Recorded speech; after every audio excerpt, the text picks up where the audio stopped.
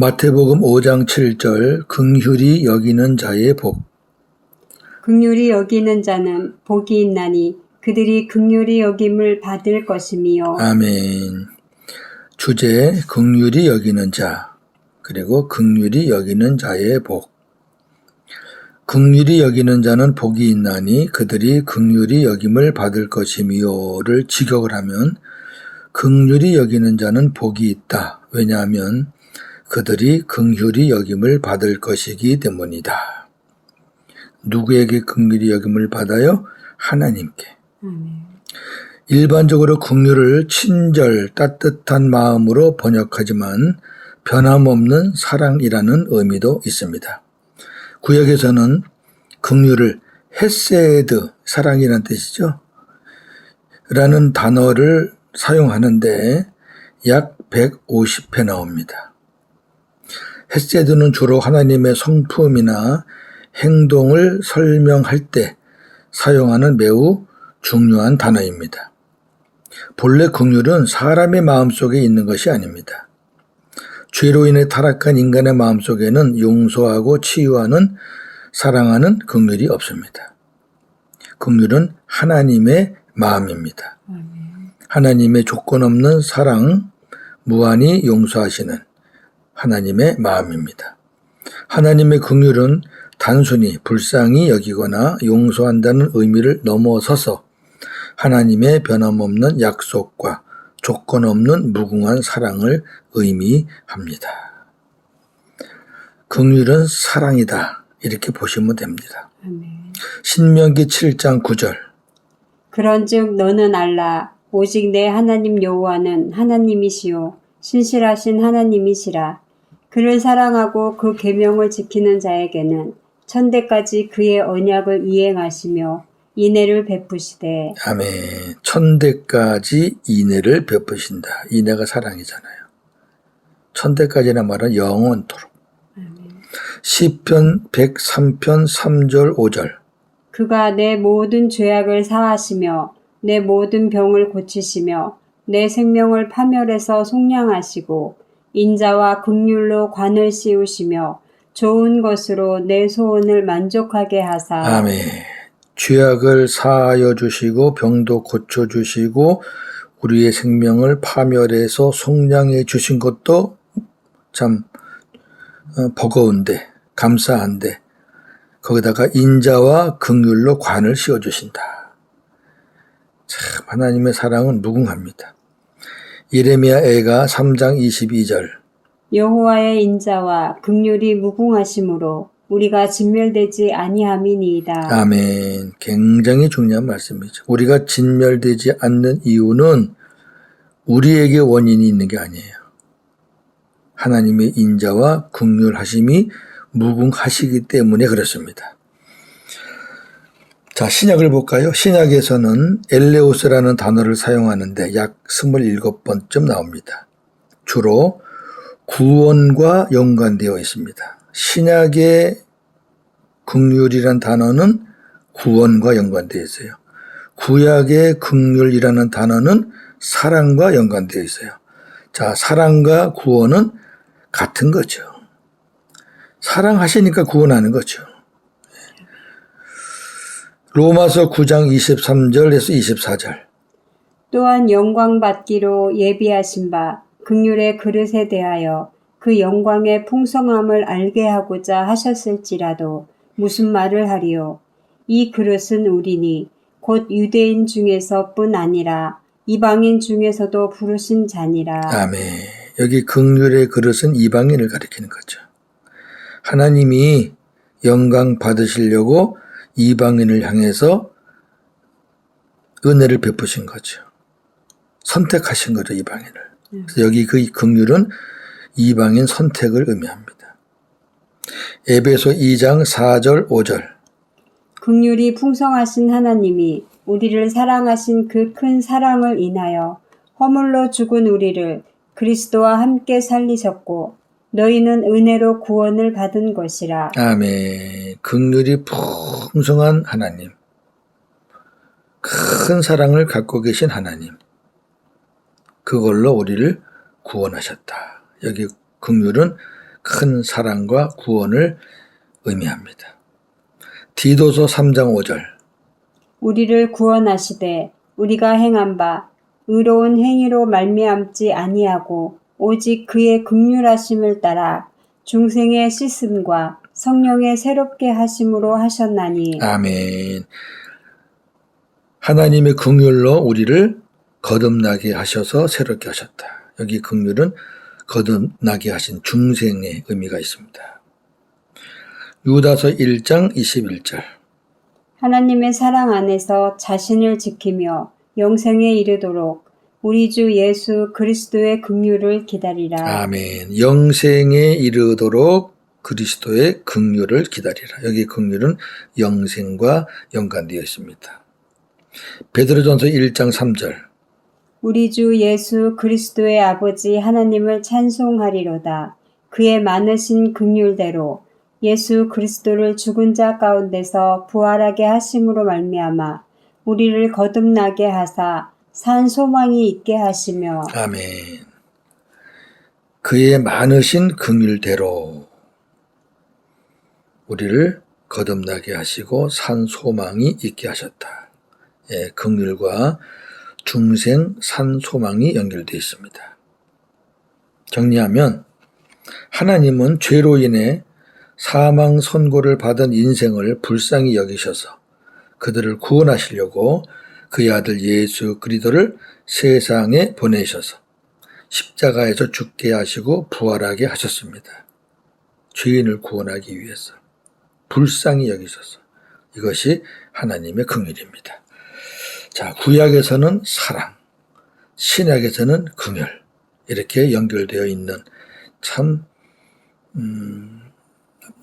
구원, 신약에서는 구원, 그렇게 연결되어 있는 이 긍휼이란 단어는 굉장히 중요한 단어입니다. 그러니까 하나님의 긍휼이 없었다면 구원도 없었다고 말이죠. 그러니까 구원과 직결되는 단어입니다. 두 번째, 예수님은 긍휼의 삶을 사셨습니다. 이 8가지 복은 주인공이 예수님이라 그랬어요. 예수님은 죄인들을 긍휼히 여기셔서 이 세상에 오셨습니다. 마태복음 9장 13절. 너희는 가서 내가 긍휼을 원하고 제사를 원하지 아니하노라 하신 뜻이 무엇인지 배우라. 나는 의인을 부르러 온 것이 아니요 죄인을 부르러 왔노라 하시니라. 아멘. 여기 긍휼은 죄인을 구원하는 것과 연결되어 있습니다. 마태복음 23장 23절. 화 있을진저 외식하는 서기관들과 바리새인들이여 너희가 박하와 회향과 근처의 11조는 들이되 율법에 더 중한 바 정의와 긍휼과 믿음은 버렸도다. 그러나 이것도 행하고 저것도 버리지 말아야 할지니라. 아멘. 여기 긍휼은 사랑과 연관되어 있습니다. 예수님의 긍휼은 무조건적 사랑입니다. 누가복음 10장 33절에서 34절. 어떤 사마리아 사람은 여행하는 중 거기 이르러 그를 보고 불쌍히 여겨 가까이 가서 기름과 포도주를 그 상처에 붓고 싸매고 자기 짐승에 태워 주막으로 데리고 가서 돌보아 주니라. 아멘. 여기 불쌍히 여겨 긍휼이라는 뜻이죠. 생명 구원과 연관되어 있습니다. 사마리아 사람은 비유인데 예수님을 의미하는 것으로 우리가 다 그렇게 알고 있지요. 사마리아 사람은 대상이 누구냐를 따지지 않았습니다. 자기 자신의 이익을 생각하지 않았습니다. 그리고 감정이나 생각에 그치지 않고 행동하여 생명을 살렸습니다. 긍휼은 단순한 동정이나 측은한 감정이 아닌 자신의 일과 이익 등 모든 것을 희생하여 죽어가는 사람을 살리는 것입니다. 예수님의 긍휼은 무조건적 사랑으로 살리는 것입니다. 예수님은 백성들을 긍휼히 여기시는 마음으로 천국 복음을 전하셨습니다. 마태복음 9장 35절 36절. 예수께서 모든 도시와 마을에 두루 다니사 그들의 회당에서 가르치시며 천국 복음을 전파하시며 모든 병과 모든 약한 것을 고치시니라. 무리를 보시고 불쌍히 여기시니 이는 그들이 목자 없는 양과 같이 고생하며 기진함이라. 아멘. 불쌍히 여기시니 긍휼이죠. 예. 어떻게든지 구원시켜야 되니까 천국 복음을 전하셨고 약한 자들을 고치셨습니다. 세 번째, 그렇다면 우리도 긍휼의 삶을 살아야 합니다. 우리는 하나님의 긍휼하심을 입은 자들이므로 원래는 아니었죠. 원래는 긍휼이 없어요. 그런데 그 긍휼하심을 우리는 입은 거예요. 은혜로. 그러니 마땅히 긍휼의 삶을 살아야 합니다. 베드로전서 2장 10절. 너희가 전에는 백성이 아니더니 이제는 하나님의 백성이요. 전에는 긍휼을 얻지 못하였더니 이제는 긍휼을 얻은 자니라. 아멘. 우리가 주제를 알아야죠. 전에는 하나님 백성도 아니었고 긍휼도 몰랐어요. 하나님 백성 되니까 이제 긍휼을 얻은 거죠. 하나님이 긍휼로 우리를 구원하신 까닭은 우리의 긍휼의 삶으로 말미암아 다른 사람들을 구원하게 하기 위함입니다. 자, 긍휼의 의미가 구원이라는 뜻이 있다랬죠. 우리의 긍휼의 삶의 목적은 영혼 구원입니다. 디모데전서 1장 16절. 그러나 내가 긍휼을 입은 까닭은 예수 그리스도께서 내게 먼저 일체 오래 참으심을 보이사 후에 주를 믿어 영생 얻는 자들에게 본이 되게 하려 하심이라. 아멘. 자, 우리가 긍휼을 입었잖아요. 그 우리가 이제 긍휼대로 살아야 되잖아요. 그 이유는 뭐냐? 우리로 말미암아 예수를 믿어 영생 얻을 자들을 위해서 본이 되라는 거죠. 우리가 본이 안 되면 그들이 어떻게 우리를 보고 예수를 믿겠어요? 예, 긍휼, 사랑하는 마음이 없이 그냥 율법적으로 내치고 비판하고 판단하고 불평하면서 어떻게 다른 사람들에게 본이 되겠습니까? 어떤 사람들 참 희한해요. 예수 안 믿는 사람들하고 대화하면서 교회 흉도 보고 뭐 목사님, 장로님 흉도 보고 칭찬을 해도 좋게 얘기해도 안 될 판인데 뭐 우리 교회 뭐 집사는 어떠고 저떠고 해놓고 제일 나중에 야, 너 우리 교회 나와 예수 믿어. 미친 소리죠. 그 사람이 웃지요. 아, 그렇게 해놓고 예수 믿으라 그러면 우리 교회 나오라 그러면 누가 나와요? 그 이상한 사람들만 몰려 있는데. 진짜 우리가 어떤 사람을 전도해야 되겠다. 그 사람의 영혼을 구원하는데 내가 쓰임받아야 되겠다. 그러면 이렇게 살아야 돼요. 자, 육신적으로는 상대할 자들이 아닐지라도 고약해요. 불편해요. 저 사람은 아닌 것 같아요. 그런 사람도 있잖아요. 그러나 그들의 영혼 구원을 위해서는 우리가 긍휼의 삶을 살아야 합니다. 자, 유다서 1장 22절에서 23절. 어떤 의심하는 자들을 긍휼히 여기라.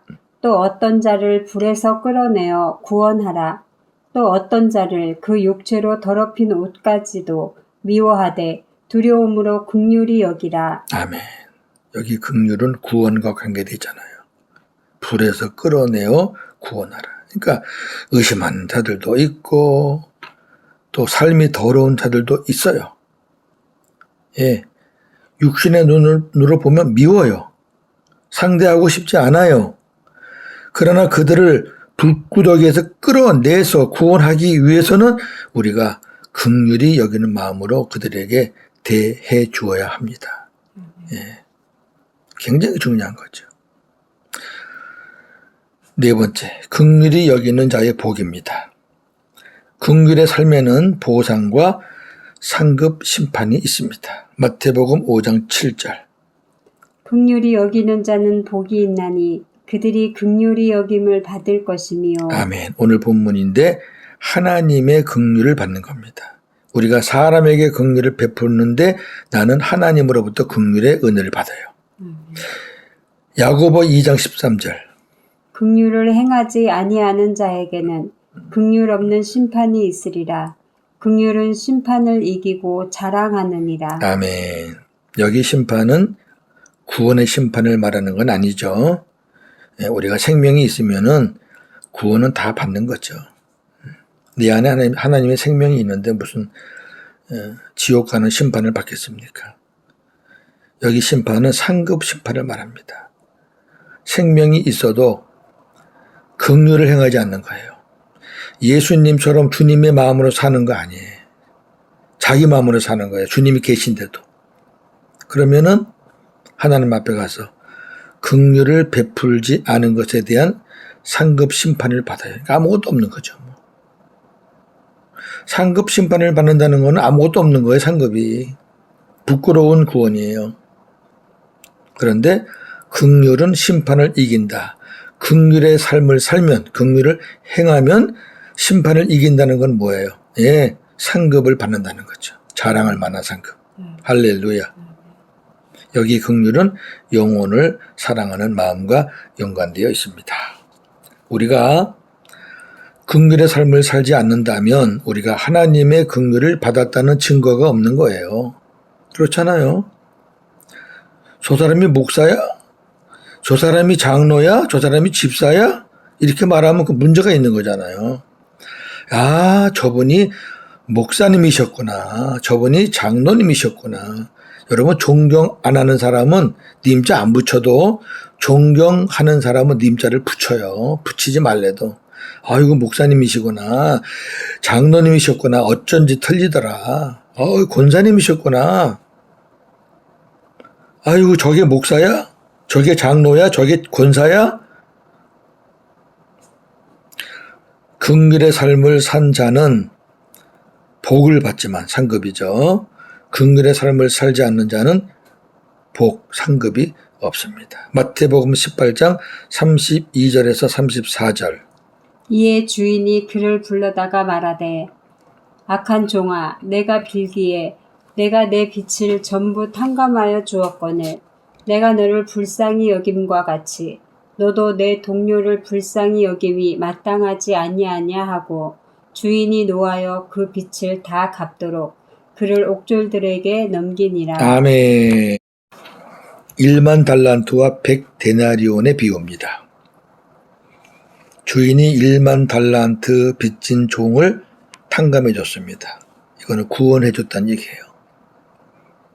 그런데 구원받은 그 종이 자기 동료에게 100데나리온을 빌려줬는데 그것을 안 갚았다고 고소를 해서 그 동료를 감옥에 집어넣습니다. 그때 주인이 하는 말이에요. 내가 너를 그 큰 빚을 1만 달란트를 다 탕감해 줬는데 내가 너를 불쌍히 여겼어. 긍휼히 여겼어. 탕감해 줬는데 왜 너는 네 동료에게 긍휼히 여김을 주지 않느냐? 왜 긍휼히 여기지 않느냐? 그래서 긍휼히 여기지 않은 것에 대한 하나님의 진노가 나오죠. 이 말은 긍휼의 삶을 살지 않으면은 하나님 앞에 섰을 때 상급이 없다 그 말이에요. 부끄럽다. 구원에 갖다 붙이면 안 됩니다. 우리 행위 구원은 없으니까. 정리합니다. 긍휼은 단순한 동정이나 측은한 감정이 아닌 사랑과 구원의 깊은 의미를 갖고 있는 단어입니다. 본래 긍휼은 사람의 마음속에 있는 것이 아닙니다. 긍휼은 하나님의 조건 없는 사랑이요 무한히 용서하시는 하나님의 마음입니다. 예수님은 무조건적 사랑으로 죄인들을 살리시기 위해 생명까지도 포기하셨습니다. 예수님의 긍휼의 삶의 중심 목적은 영혼 구원입니다. 죄로 인해 타락한 인간의 마음속에는 용서하고 살리는 긍휼이 원래부터 없습니다. 사랑과 구원에 긍휼한 마음을 가지신 예수님과 하나가 되어야 긍휼을 가질 수 있습니다. 그렇다면 우리도 주님과 같이 영혼 구원을 목적으로 긍휼의 삶을 살아야 할 것입니다. 긍휼의 삶에는 보상이 있습니다. 긍휼의 삶을 살면 하나님으로부터 긍휼의 은혜를 받는데 상급을 받습니다. 복을 받습니다. 그러나 그렇지 않으면 부끄럽게 서게 됩니다. 우리 주변에는 우리의 긍휼을 기다리는 사람들이 많습니다. 긍휼이 여기지 않으면 우리는 그들에게 사랑도 베풀 수 없고 그들에게 복음도 전할 수 없습니다. 그러나 긍휼의 마음이 있으면 그 상대방의 영혼 구원을 위해서 우리는 긍휼의 삶을 살 수가 있습니다. 그래야 또 생명도 우리가 낳을 수 있습니다. 그러한 은혜가 저와 여러분들에게 있기를 소망합니다. 오늘도 복음으로 승리하는 하루가 되기를 주님의 이름으로 축원합니다. 아멘. 하나님, 오늘 긍휼에 대해서 묵상했습니다. 하나님의 사랑, 무한하신 인자하심, 용서하시고 구원하시는 그러한 하나님의 마음이 긍휼이라고 배웠습니다. 이러한 하나님의 긍휼 때문에 우리가 구원받았고 우리를 구원하시기 위해 독생자 예수님을 이 땅에 보내주셨습니다. 예수님의 목적은 영혼 구원이었기 때문에 예수님은 긍휼한 삶을 사셨습니다. 목자 없는 양들을 보고 불쌍히 여기셨습니다. 그래서 그들에게 복음을 전하시고 그들을 치료해 주셨습니다. 타락한 우리 인간의 마음속에는 애초부터 긍휼은 없습니다. 그러나 주님이 우리 안에 들어오심으로 우리가 주님이 가지신 그 마음을 우리도 갖게 되어 이제 우리도 주님의 은혜로 긍휼의 삶을 살 수 있게 되었습니다. 그럼에도 불구하고 긍휼의 삶을 살지 않는 저희들의 모습도 발견하게 됩니다. 주님이 우리 안에 계심에도 불구하고 아직도 주님의 마음보다는 내 마음으로 살려는 생각이 많기 때문입니다. 긍휼의 마음이 없으면 누구에게 우리가 다가설 수 있겠습니까? 긍휼의 마음이 없으면 누구를 우리가 용서할 수 있겠습니까? 긍휼의 마음이 없으면 우리가 누구에게 복음을 전할 수 있겠습니까? 하나님, 이 아침에 기도합니다. 우리에게 긍휼의 마음을 주시옵소서. 그래서 이 땅에서 생명도 낳게 하시고 그리고 하나님 앞에 가서 잘했다 칭찬받기를 원합니다. 하나님, 오늘도 복음으로 승리하는 하루가 되게 하여 주옵소서. 예수님의 이름으로 기도하옵나이다. 아멘.